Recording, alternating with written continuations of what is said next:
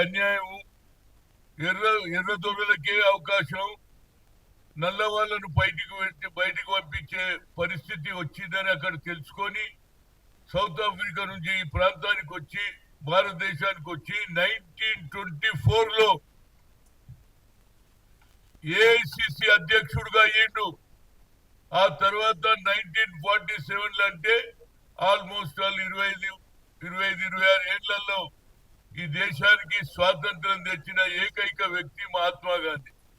అది మా కాంగ్రెస్ పార్టీ అదృష్టం. ఆయన ఏఐసిసి అధ్యక్షుడు అయినాక పెద్ద ఊపు వచ్చింది.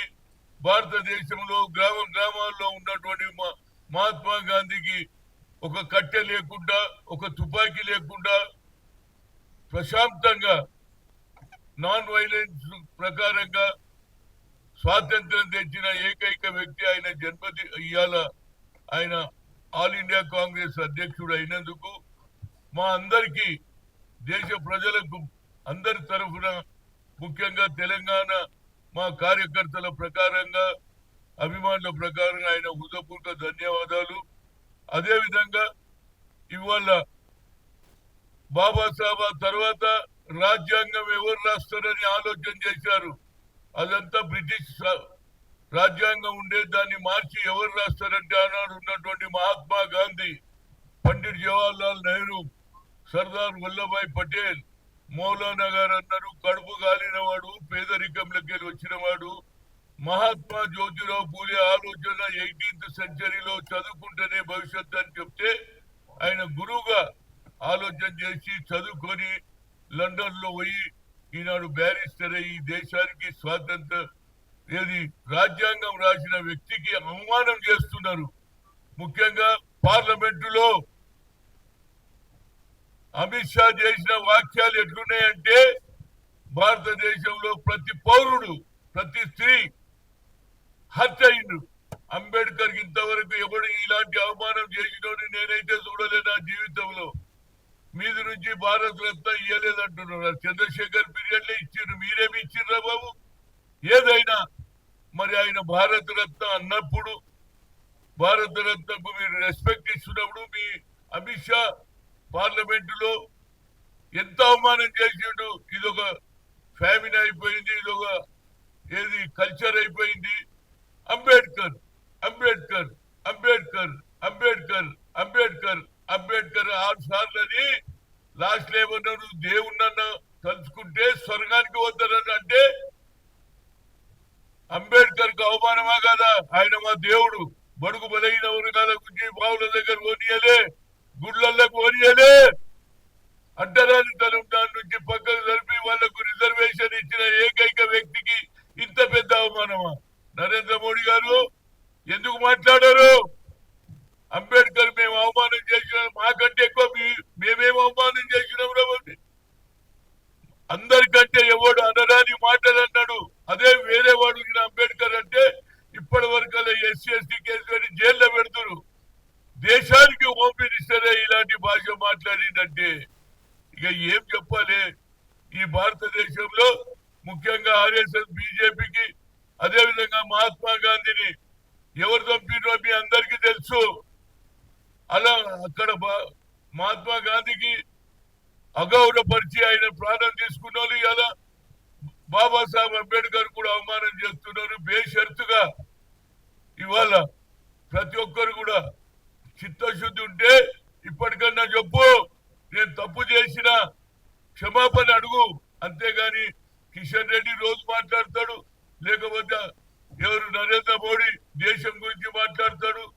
ఎంతసేపటికి పండిట్ జవహర్లాల్ నెహ్రూను, ఇందిరాగాంధీని అవమానపరచడానికి, ఆఖరికి అంబేద్కర్ కూడా అవమానపరిచారు. కాబట్టి ఇది తప్పనిసరిగా ప్రతి ఒక్కరు మనోభావాలు దెబ్బతిన్నాయి. దీనికి అపాలజీ చెప్పే బాధ్యత నీ పైన ఉన్నదా లేదా? దీని మీద కూడా మేము కంప్లైంట్ చేసినాం పోలీస్ స్టేషన్ లో. ఎస్సీ కేసు పెట్టాలా లేదా ఆయన మీద? అదే నేను గాని, ఒక పౌరుడు గాని, ఒక స్త్రీ గాని అంటే ఇప్పటి వరకు జైల్లో పెడుతున్నా. దేశానికి హోమ్ మినిస్టర్ ఉండే రాజ్యాంగానికి అవమానం చేస్తే ఇప్పటి వరకు ఆర్ఎస్ఎస్ గాని బీజేపీ మాట్లాడతలేదు. అంతేకాకుండా ఇంకొకటి కొత్త నాటకం, మొన్న జరిగినటువంటి సంఘటన సంధ్యా థియేటర్ లో ఏది సినిమా అల్లు అర్జున్ చేసిన సినిమాకు చూడడానికి వచ్చినటువంటి జనంలో తొక్కిసలాటలో రేవతి అనే అమ్మాయి చనిపోవడం, వాళ్ళ కొడుకు ఇవాళ హాస్పిటల్ ఉంటే అమిత్ మాలవ్జీ ఈయన ఐటీ చూస్తాడట, బీజేపీ తరఫున ఐటీ రిప్రజెంటేటివ్. ఆయన ఏమంటుండంటే రేవతి చనిపోయిన దాని మీద అల్లు అర్జున్ మీద కేవలం రేవంత్ రెడ్డి కక్ష కట్టుకున్నాడు, కేవలం బ్లాక్ మెయిల్ చేసి డబ్బులు తీసుకోవాలనే కల్చర్ మాది కాదురా మీది.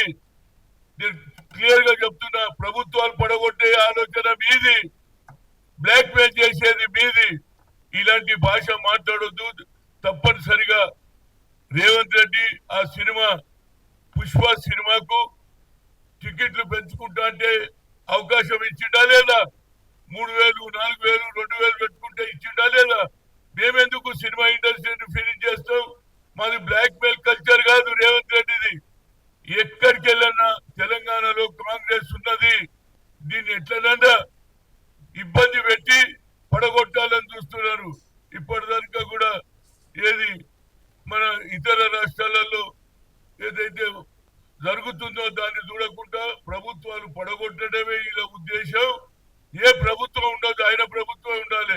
ఇవాళ రాహుల్ గాంధీ కన్యాకుమారి నుంచి కశ్మీర్ వచ్చిన తర్వాత కులగన జరగాలన్నాడు. జిత్తున ఇచ్చేదారి దాని మీద నువ్వు మాట్లాడు. ఇవాళ మా రాష్ట్రంలో కులగన అసెంబ్లీలో బిల్లు పాస్ చేశారు, కేబినెట్ లో నిర్ణయం కులగన ఆల్మోస్ట్ 90% అయింది. మరి నీ ఉన్న రాష్ట్రాలలో యూపీని ఎందుకు చేస్తలేరు? అదేవిధంగా హర్యానాను ఎందుకు చేస్తలేరు? మధ్యప్రదేశ్ ఎందుకు చేస్తారు? రాజు మీకు కులగన మీద బడుగు బలైన వర్గాల మీద మీకు ధ్యానం లేదు. అందరికంటే అంబేద్కర్ కు అవమానం చేసిన దానికి నువ్వు సారీ చెప్పకుంటే తప్పనిసరిగా ప్రజలు తిరగబడే రోజులు వస్తాయి. మా ప్రభుత్వం కొనసాగుతుంది. అంబేద్కర్ ఆలోచనతో ఇందిరాగాంధీ గాని, నెహ్రూ గాని, రాజీవ్ గాంధీ గాని, పివి నరసింహారావు గారు గాని, అదేవిధంగా లాల్ బహదూర్ అందరం కూడా మేము ఇంప్లిమెంట్ చేసినాం. మీరు ఇవాళ రాజ్యాంగాన్ని ఇన్సల్ట్ చేస్తున్నారు. రాజ్యాంగం రాసిన అంబేద్కర్ కు అవమానం చేసినారు. ఇప్పటికన్నా తెలుసుకొని సారీ చెప్పండి, తప్పు జరిగిందని చెప్పండి. అంతేకాకుండా మీది నుంచి ప్రభుత్వాల మీద మాట్లాడతారు, అదేవిధంగా అంబేద్కర్ మీద మాట్లాడితే అట్లా అనలేదంటే ఫ్లోర్ ఆఫ్ ది హౌస్ లో మాట్లాడినావు రా బాబు, బయట కాదు. ఇంత పెద్ద అవమానం నా జీవితంలో చూడలే 50 ఏళ్ల రాజకీయాల్లో. ఇప్పటికన్నా బుద్ధి చెప్పుకొని కిషన్ రెడ్డి రోజు మాట్లాడతాడు, అదేవిధంగా మిగతా నాయకులు మాట్లాడతారు. ఇంతవరకు నరేంద్ర మోడీ ఎలాంటి క్లారిఫికేషన్ ఇస్తలేడు, అమిత్ షా ఇస్తలేడు. కాబట్టి ఇది అందరికీ అవమానం, ప్రతి పౌరునికి ప్రతి స్త్రీకి అవమానం చేయి. ఇప్పటికన్నా తెలుసుకొని నువ్వు అపాలజీ చెప్పకపోతే తప్పనిసరిగా ప్రజలందరూ తిరగబడే రోజు వస్తుంది. Thank you. Subscribe us and press the bell icon for more interesting updates.